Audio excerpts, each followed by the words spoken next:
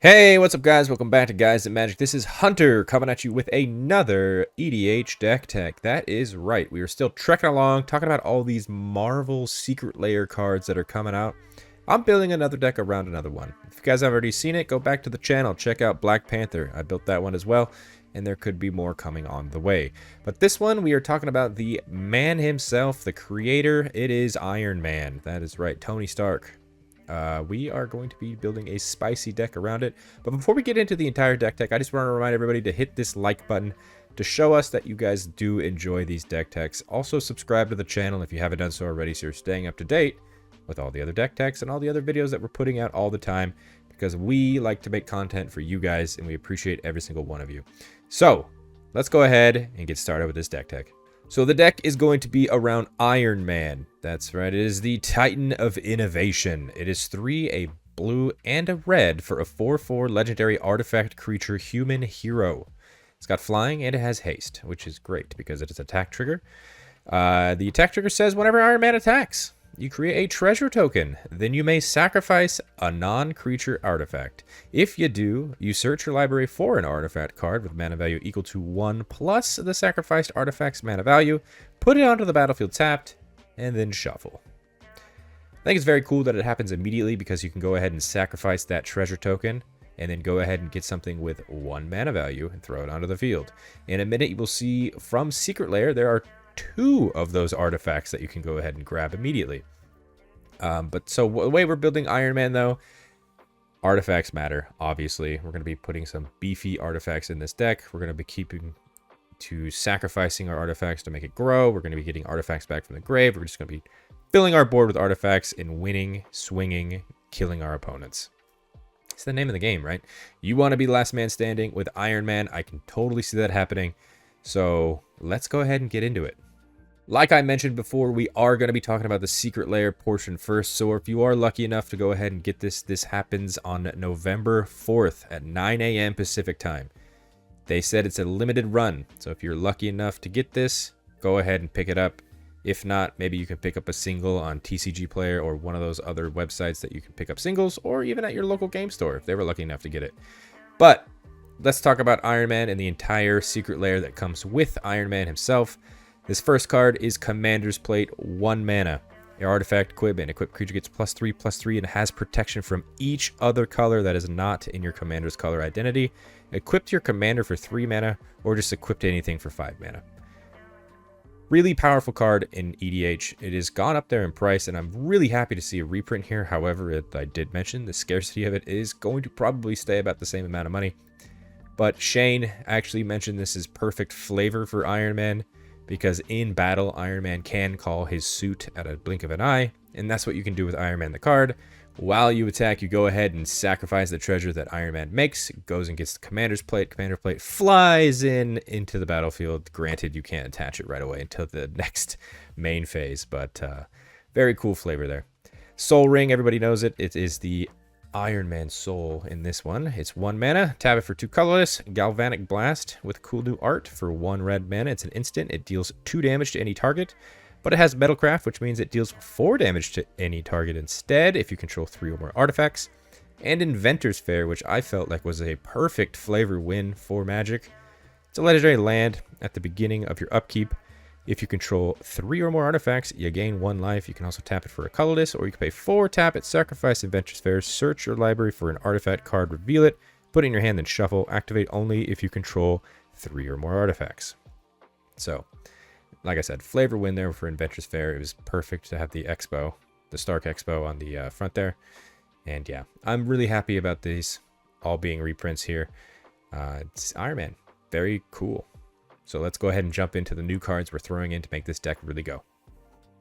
We will go ahead and kick it off with the Planeswalkers. We're only going to be throwing in 1. It is kind of one of the more important ones, though. It's Duretti, Scrap Savant. 3 and a red for a starting loyalty of 3. It has a +2 that says discard up to 2 cards, and then you can draw that many cards. A -2 that says sacrifice an artifact. And then if you do, you can return target artifact card from your graveyard to the battlefield. It also has a -10 that says you get an emblem with whenever an artifact is put into your graveyard from the battlefield, return that card to the battlefield at the beginning of the next end step. So Duretti, Very cool in this deck because if we do manage to get the ultimate there, really hard to do, I understand, with a -10. But if we do get that, every time Iron Man sacks something to go and get something else, that thing that it sacked comes back onto the battlefield. Good little synergy there. And also that -2, because we are sacrificing things, this does sacrifice another thing, but if we liked something we did sacrifice, or just for whatever reason it got destroyed from our opponent or something like that, this allows us to bring it back onto the battlefield. And then that +2 is just a bit of card draw. And who doesn't like card draw? Moving on to the creature department, we will start it off with some mana dorks. We got Ornithopter of Paradise, 2 mana, 0/2. Artifact Creature Thopter. It's got flying. You can tap to add 1 mana of any color. And Palladium Mirror is 3 mana for a 2/2 Artifact Creature Mirror. You can tap to add 2 colorless mana. These next creatures aren't necessarily mana dorks, but they are cost reduction, which is fantastic in this deck. So Enthusiastic Mechanaut is blue and a red for a 2/2 Artifact Creature Goblin Artificer. It's got flying. It says Artifact Spells you cast, cost 1 less to cast.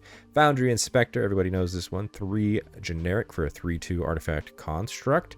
Artifact Spells you cast, cost 1 less to cast. Ethereum Sculptor, 1 and a blue for a 1/2 Artifact Creature, Vidalcan Artificer. Artifact Spells, you cost 1 less to cast. And Joyrus Familiar for 4 mana. It's a 2/2 Artifact Creature Bird with flying. It says Historic Spells you cast, cost 1 less to cast. Historic, not only do they count as artifacts, but also legendaries and sagas. So if we needed Iron Man back on the field, it's now costing 1 less thanks to Joyrus Familiar.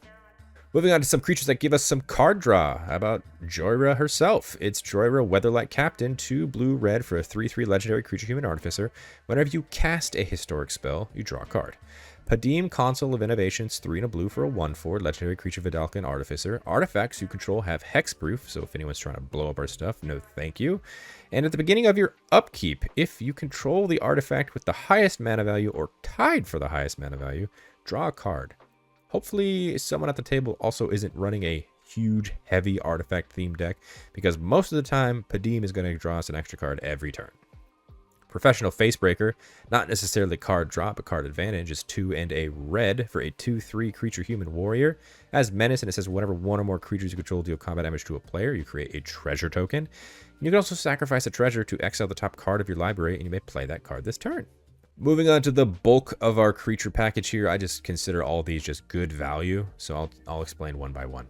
Urza Lord High Artificer, 2 and 2 blue for a 1/4 legendary creature human artificer. It says when it enters the battlefield, you create a 0/0 colorless construct artifact creature token. With this creature gets +1/+1 for each artifact you control.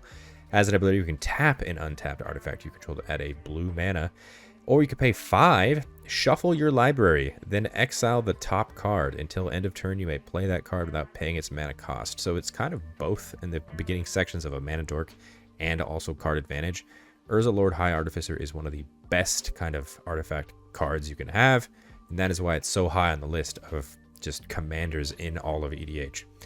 Wormcoil Engine is 6 mana for a 6/6 artifact creature worm. It's got Death Touch, it's got Lifelink, and it says whenever it dies, you create a 3/3 colorless worm artifact creature token with Death Touch and a 3/3 colorless worm artifact creature token with Lifelink. This is a good card because Death Touch Lifelink is just fantastic. Also, you can sacrifice it later and create those 2 separate 3/3s. Solemn Simulacrum, very similar into something we want to sacrifice, is 4 generic mana for a 2/2. When it enters, you search your library for a basic land card, put that card onto the battlefield tapped, then shuffle, and then when it dies, you may draw a card. Kappa Cannoneer, 5 and a blue for a 4/4 artifact creature turtle warrior. It has improvised. In case you don't remember what that means, your artifacts can help cast this spell. Each artifact you tap after you've done activating mana abilities pays for 1. That's Ward 4, which is pretty hefty. And whenever it or another artifact enters the battlefield under your control, you put a +1/+1 counter on Kappa Cannoneer, and it can't be blocked this turn. So that includes all of just any kind of tokens we make, like whenever Iron Man attacks, it'll create a treasure. This now, if it was attacking with Iron Man, cannot be blocked, which is fantastic. So anytime an artifact comes in, Kappa Cannoneer is going to get pumped up. It's going to not be able to block. We're going to deal a lot of damage to our opponent. Liberator, Urza's Battlethopter, is 3 mana for a 1/2 legendary artifact creature Thopter. Has flash, has flying. Says you may cast colorless spells and artifact spells as though they had flash. And whenever you cast a spell, if the amount of mana spent to cast that spell is greater than Liberator Urza's Battlethopter, put a +1/+1 counter on Liberator. Don't really care about the +1/+1 counter thing. Granted, it is very cool because it does have flying, so it's got that little bit of evasion. So if we wanted to swing in with our Liberator, it's going to deal quite a bit of damage if we have a lot of counters on it. But the most important thing there is giving all of our stuff flash.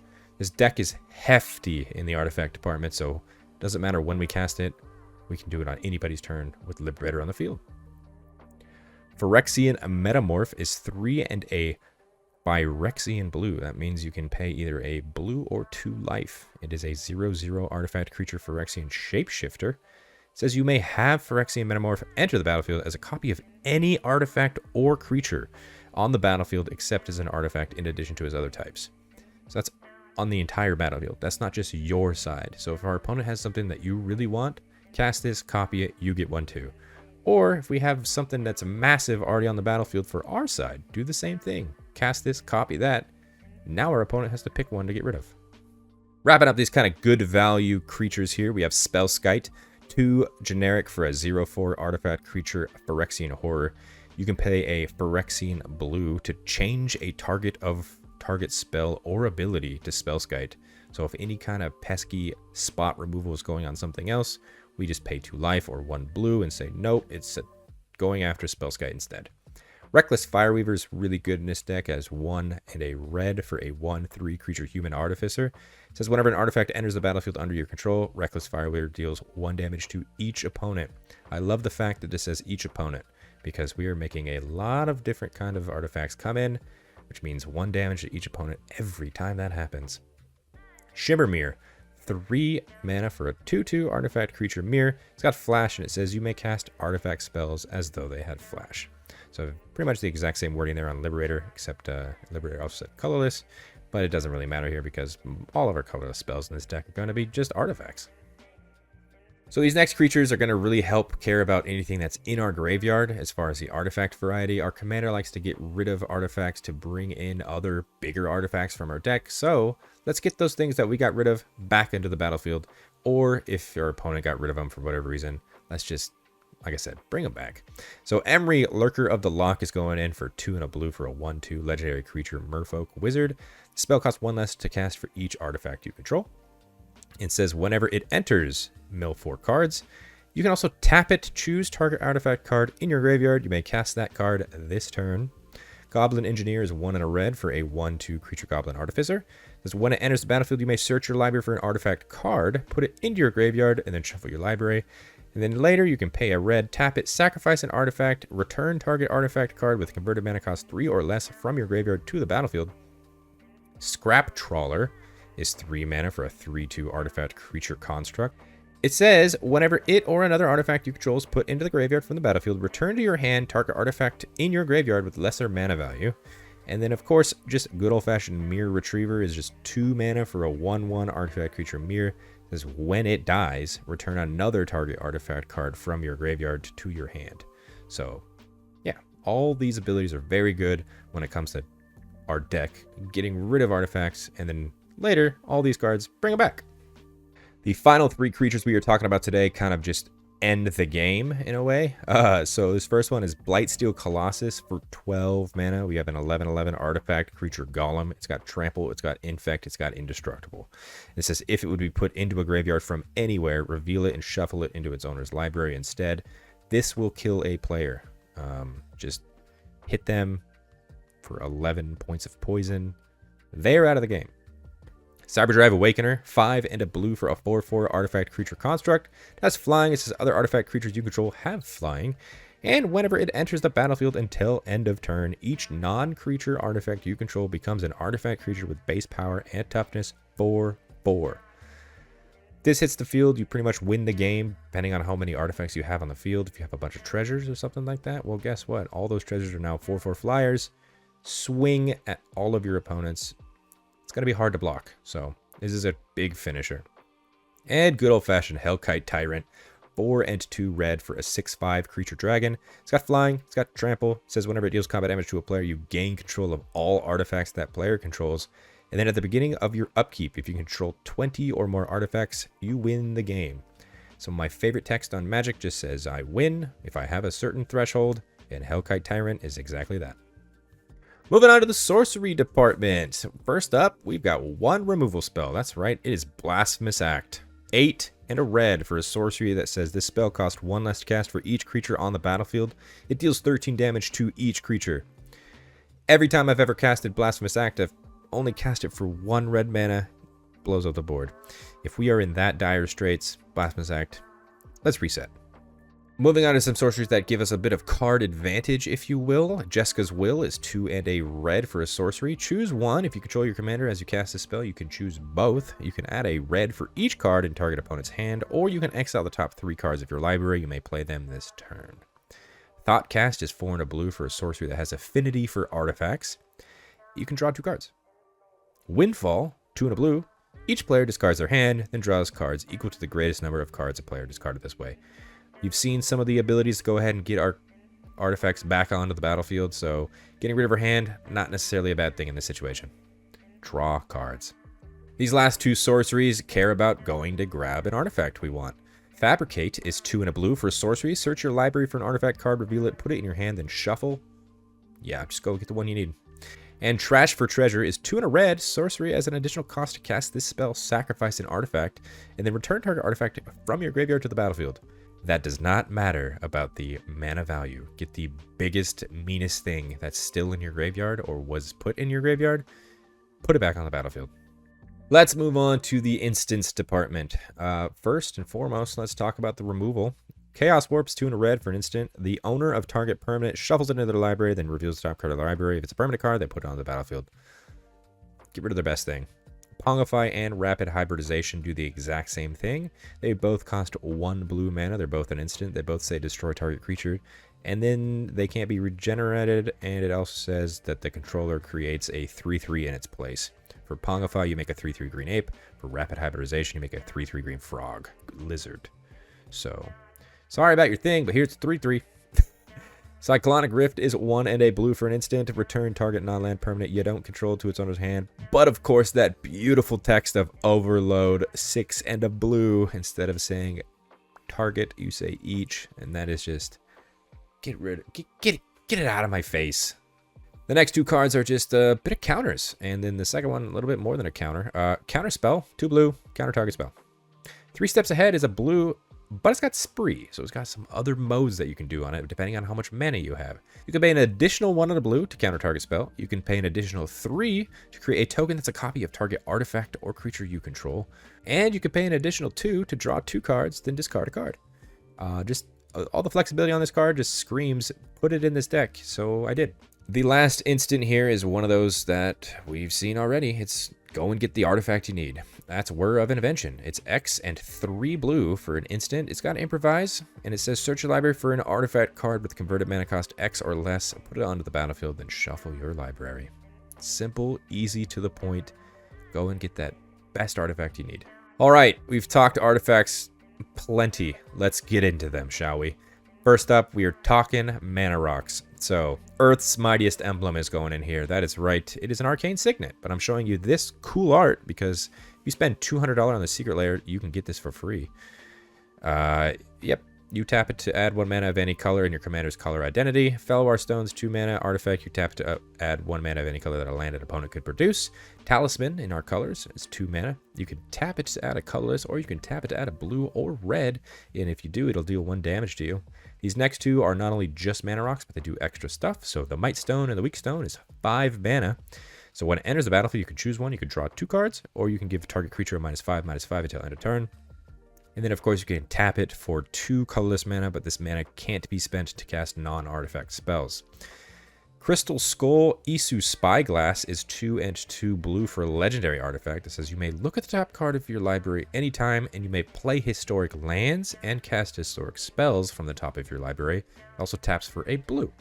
These next artifacts are going to be a little bit of removal for us, so big baddie Portal to Phyrexia is coming here. 9 mana that says when it enters, each opponent sacrifices 3 creatures, and then at the beginning of your upkeep, put target creature card from a graveyard onto the battlefield under your control. It's a Phyrexian in addition to its other types.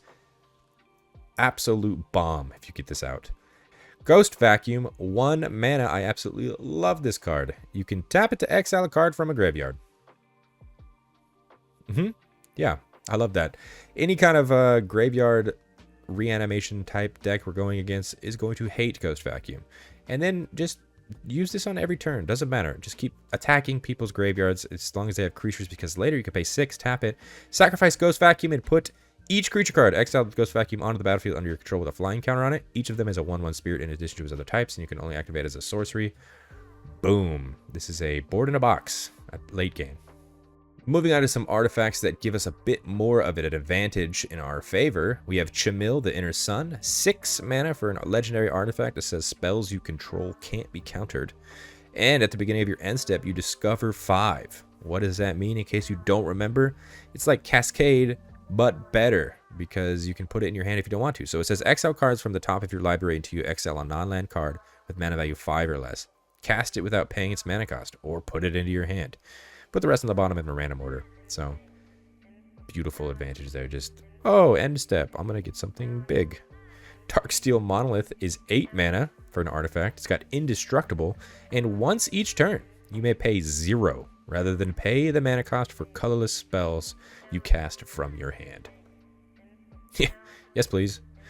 Mystic Forge for 4 generic. You can look at the top card of your library anytime, and you may cast artifact spells and colorless spells from the top of your library. You can also just tap it, pay 1 life, exile the top card of your library. So just a bit of card advantage there. We just go ahead and just manipulate the top card of our deck. Granted, it is being exiled, but that's fine. If we really didn't want that there, this just gives us the ability to go ahead and have 1 extra card in our hand, essentially, which is the top of our deck. Esoteric Duplicator is 2 and a blue for an artifact. Clue, it says whenever you sacrifice Esoteric Duplicator or another artifact, you may pay 2 mana. If you do, at the beginning of the next end step, create a token that's a copy of that artifact. You can also pay 2, sacrifice Esoteric Duplicator to draw a card. You see the synergy there with our commander, because our commander is sacrificing those things to get something bigger, but then this says if you pay just 2, the thing you sacrificed comes back as a token. So we're not actually losing the thing we sacrifice. Fantastic. Ichor Wellspring is 2 mana for an artifact that says when it enters the battlefield or is put into a graveyard from the battlefield, you draw a card. And of course, Mycosynth Wellspring is another great card here for 2 mana for an artifact. It says when it enters the battlefield or is put into the graveyard from the battlefield, you may search your library for a basic land card, reveal it, put it in your hand, then shuffle. Moving on to artifacts that are just really good. Like really good, and I'll tell you why. Sculpting Steel is 3 mana for an artifact that says you may have it enter as a copy of an artifact on the battlefield.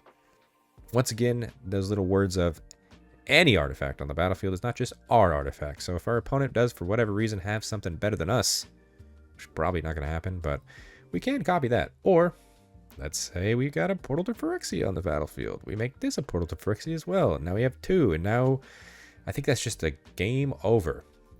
Ugin's Nexus is a fantastic target for our commander. It is 5 mana for a legendary artifact.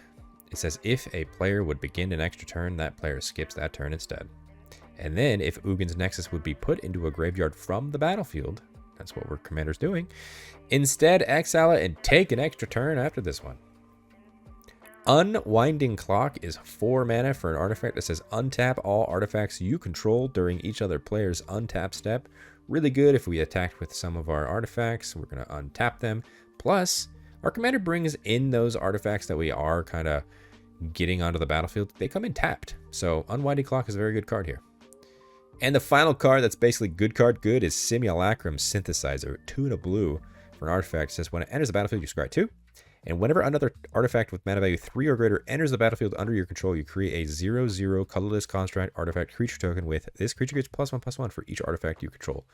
So this is a very snowbally card, as you can see. These colorless constructs are going to be continuously coming in because this is an ETB trigger. It is not a cast trigger. So any kind of artifact that is 3 mana or greater coming into the battlefield under our control, we are making one of those 0/0s. They just kind of get bigger and bigger and bigger and bigger because they are artifacts themselves. Boom. Swing in. Win the game. The final 2 artifacts coming into this deck are the boots, the greaves.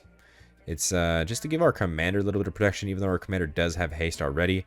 We just don't want to get targeted with target removal. Or you can attach these to any kind of other creature that cares about doing their ability right away. So Swiftfoot Boots is 2 mana for an artifact equipment. It says equipped creature gets hexproof and haste. Equip cost of 1. And Lightning Greaves is 2 mana for an artifact equipment. Equipped creature has haste and shroud. Equip cost of 0. Let's move on to the enchantment department real quick. We've only got 3 of them, so I'm going to throw them all on the screen at the same time here, and we will go through them really quickly. Rhystic Study, 2 and a blue enchantment. Whenever an opponent casts a spell, you may draw a card unless that player pays 1. Thopter Spy Network for 2 and a blue. Enchantment at the beginning of your upkeep. If you control an artifact, you create a 1/1 colorless Thopter artifact creature token with flying. Whenever 1 or more artifact creatures you control deal combat damage to a player, you draw a card. So 2 really, really good card draw enchantments here in our deck. And of course, Mechanized Production, a alternate win con. 2 and 2 blue for an enchantment aura. Enchant artifact you control, and at the beginning of your upkeep, you create a token that's a copy of enchanted artifact. Then if you control 8 or more artifacts with the same name as one another, you win the game. I said it before, that is one of my favorite lines of text, is just winning the game. Mechanized Production is here to stay. And finally, let's go ahead and talk about these lands. We are throwing in some spicy ones. Let's talk about the utility ones first. Academy Ruins. Legendary land, you can tap to add a colorless, or you can pay 1 and a blue. Tap it, put target artifact card from your graveyard on top of your library. Once again, another way to get those artifacts that are staying in our graveyard back into play. Archway of Innovation is a land that enters the battlefield tapped unless you control an island. You can tap it for a blue, or you could pay a blue, tap it. The next spell you cast this turn has Improvise, so makes things cheaper. Buried Ruin land, you can tap for a colorless, or you can pay 2, tap it, sacrifice Buried Ruin to return target artifact card from your graveyard to your hand.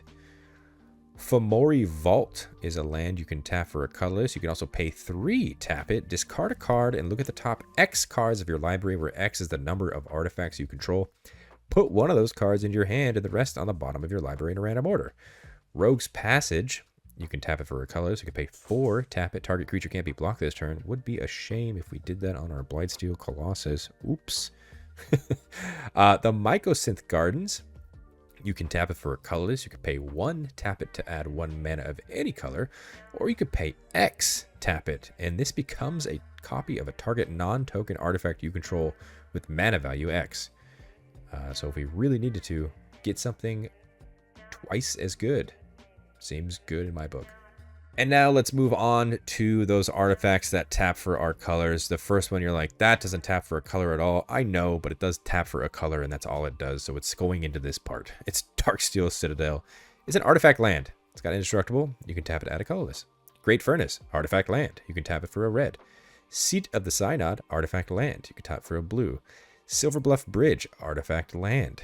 It enters the battlefield tapped. It's got an indestructible. You can tap for a blue or a red. As you can see, all 4 of those are artifact lands. They count towards any kind of improvise. They count towards anything that cares about how many artifacts we control. They even count towards things like Unwinding Clock when it says tap, untap our artifacts. Because they are artifacts, that's untapping our lands. Scalding Tarn is our fetch and our colors. You can tap it to pay 1 life, and then go ahead and search the library for an island or mountain card. Put it on the battlefield, then shuffle. These next 2 are both island mountains. So Steam Vents is the shock in our colors.